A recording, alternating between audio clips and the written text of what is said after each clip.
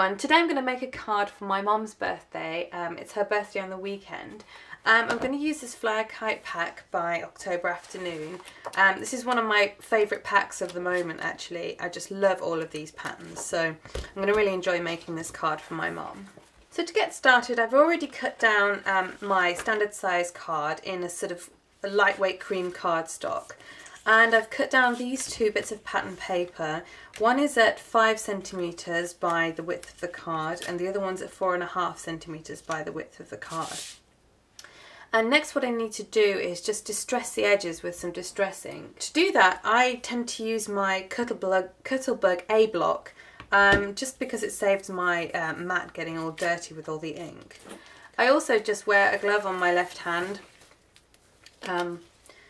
just so that when I'm inking it up, I don't get all ink on my hand, but you know, you don't have to bother with that. For this I'm going to be using the Antique Linen Distress Ink, and I'm just using one of the sponge applicators. And all I'm going to do is just sponge around the edge. And I'm working onto the paper, so I'm using this to kind of skim onto the paper. And as you can see, it just softens the edges and gives them a really sort of nice finish on those bits of pattern paper. Okay, what I next need to do is take off 2.5 centimetres just off the front of this base card. And so you can see I have the front here taken off, it's just 2.5 centimetres at the bottom.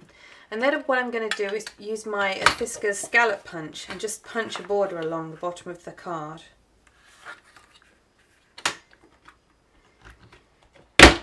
Okay, next what I want to do is just distress the edges of this card.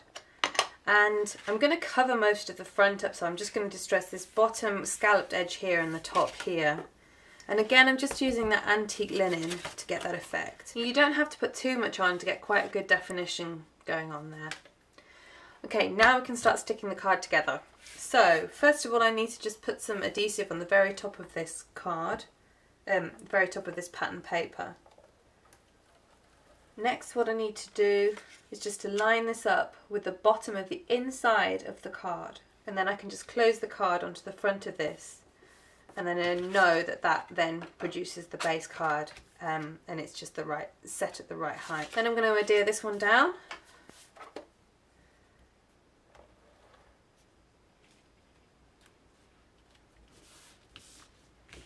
Okay, then I need to put the sentiment in the corner here, and for that I'm going to use my brand new Stampin' Up! Heard from the Heart sentiment stamp set. I've already set them up ready to go, and I'm going to use this one for today's card. And I'm going to stamp that using this Colourbox chalk ink in Chestnut Roan. Okay, so I've just lined that up ready where I want it, and I can just press down on these feet.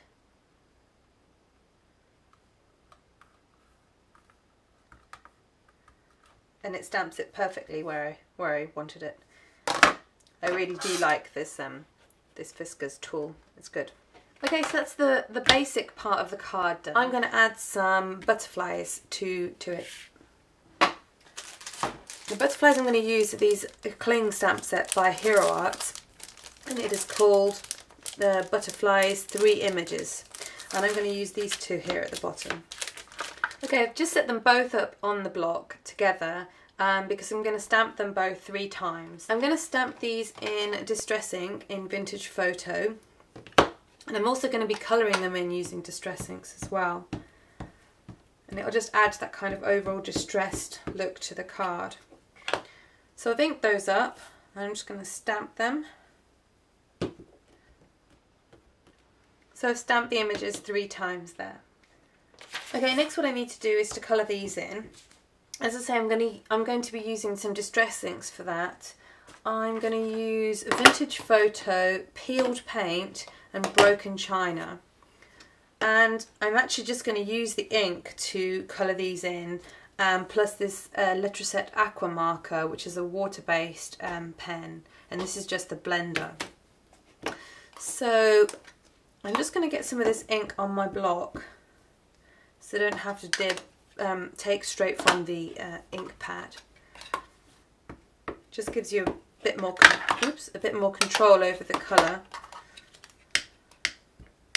Okay, so what I'm doing is just inking up my pen with some ink here, and then just putting it in the bottom corner of the design and then dragging it away. So I'm just going to turn this. So you can see where I'm dragging it, it gets lighter and lighter and lighter until there's barely any colour left. And that just gives the impression of shadow and shading. When I've finished with the one colour, I just get a bit of scratch paper and just scribble off until it runs clear. And then you can start on the next colour. Exactly the same thing, just get your ink on your water pen into the corner where you want the shading to be the darkest and just pull it away. You can always add more, but it's really difficult to take it off. Now you might notice when you're colouring this in is the actual stamped image starts to bleed and blend a little bit, and that's because you've stamped it in the same ink that you're colouring in with, and that ink is not permanent and it will blend, but that's okay. I think that adds to the overall effect anyway. So I'm just going to go ahead and finish colouring these in, and I will show you the result when I'm finished. Okay, so here where I've got 3 stamps of the same butterfly, what my plan is to do is to use this one as the base of the butterfly, so to just cut all the way around the absolute edge. And then for these two, I'm just going to cut out these inner wings, these inner part of the butterfly wings, and just layer all 3 on top of each other, and it will give that really full 3D butterfly effect. So I'm going to go ahead and cut these out. Okay, and I've done a similar thing for this one, this butterfly here. But instead of having 3 layers, what I'm going to do is just cut down these 2 lines here just to separate all of those wings a little bit. And that just allows me to give them sort of individual 3D shaping. Okay, and now we can start to stick these butterflies together. First of all, what I'm doing is just using my sponge mat here. And I'm just going to get the butterflies and just start to shape. I'm doing this by dragging my bone folder across the wings. And it just lifts the wing very slightly. To get a bit of added lift, you can just use them against your thumb and kind of peel the card back. You'd use this same technique for getting the petals on flowers to lift up. Just using my embossing tool here to do a similar effect on the smaller butterfly. You can then start putting these together. To do that, I'm just going to use some glue dots. If you don't have glue dots, you can use just normal glue.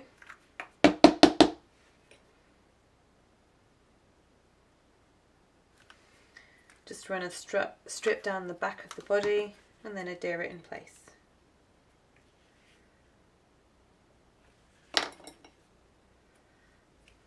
So I'm going to do a similar thing with this butterfly. So I'm bending some forwards and some back. Like so. And again, just adhere this one down. Okay, once these dried, what we can do then is just adhere them down to the card. For that, I'm going to use a couple of glue dots per butterfly. So we can go there. And the same with this one, I'm just going to stick the glue dots along the body. Stick that down to the base card. Okay, just to finish up, I'm just going to reattach their antennae because I cut those off when I was cutting them out. So I'm just going to draw those on with a fine liner pen. Okay, just to finish the card up, I'm just going to use some glossy accents on the bodies of the butterflies.